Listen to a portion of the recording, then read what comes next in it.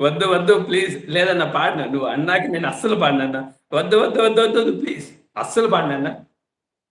సరదా కోసం పాడేకి వచ్చాను. నువ్వు వద్దన్నాక ఇంక పాడనన్నా. హర్ట్ కాదా మరి?